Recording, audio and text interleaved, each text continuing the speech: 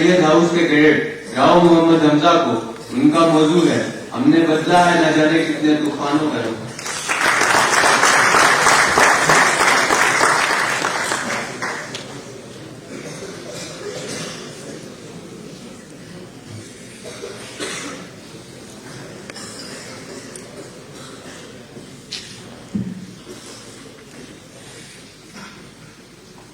سرزمینی عرب کی سلگتی ریت پر جذب ہوتی لہو کی بوندیں، مسلمانان عرب پر ٹوٹتے ظلم کے پہاڑ، جسموں سے رشتہ لہو، صفاقیوں درندگی اور وحشت کا ثبوت، باطل کی طاغوتی قوتوں اور ظلمت شب کے سائے میدان بدر میں چھٹ گئے۔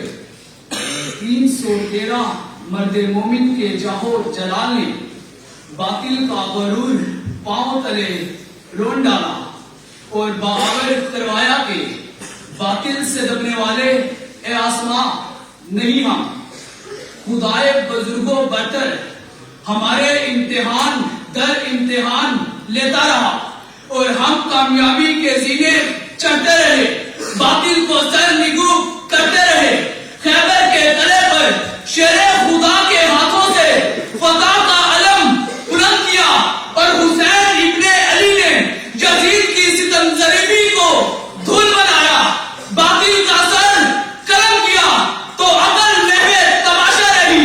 ہم نے کیسر و کسریٰ کے ایوانوں میں لرزہ طاری کیا، افریقہ کے دشت و دریا میں گھوڑے دوڑائے، سومناتھ کے مندر پاش کیے۔ ہم ہی نے غزالی، سعدی، رومی اور اقبال بن کر کفر و الحاد کی تیرگی میں علم کے دیپ روشن کیے۔ ہم ہی نے محمد علی جناح جیسے قائد بن کر غلامی کی آہنی زنجیروں کو توڑ ڈالا۔ ملا کے موت سے ڈرنے وہ مسکراتے تھے، رضائے حق کے لیے وہ نہ جان اٹھاتے تھے۔ وہ روب تھا کہ عدو سہمے رہتے تھے، وہ دبدبا کہ دریا تھم کے بہتے تھے۔ بلا و زلزلہ کی نبض رک کے چلتی تھی، خدا گواہ میرا موت جھک کے چلتی تھی، خدا گواہ میرا موت جھک کے چلتی تھی۔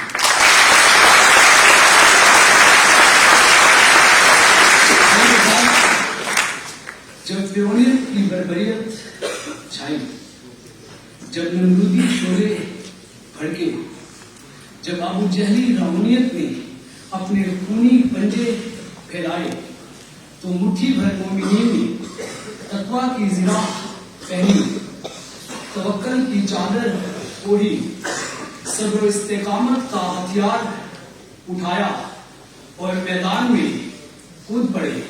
پھر ان کی تابانیاں فضائے بدر پیدا کر گئی، موتا کی ٹوٹی تلواریں ان کی پہچان بنی۔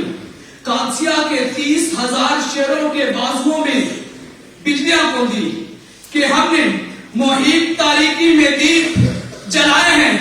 APS پشاور پر بزدلانہ حملے کا جواب علی حسین نوازش جیسے ستارے بن کر دینے والے ہم آج بھی علم کی شمعیں روشن کیے ہوئے ہیں کہ ہم نے محیط تاریکی میں دیپ جلائے ہیں۔ ایسا ہی محمد بخش اپنی ہی بیٹی کی جان خطرے میں ڈال کر نہ جانے کتنوں کی رضائیں لوٹنے والے درندوں کی دندناہٹ خاموش کراتا ہے کہ ہم نے محیط تاریک میں دیپ جلائے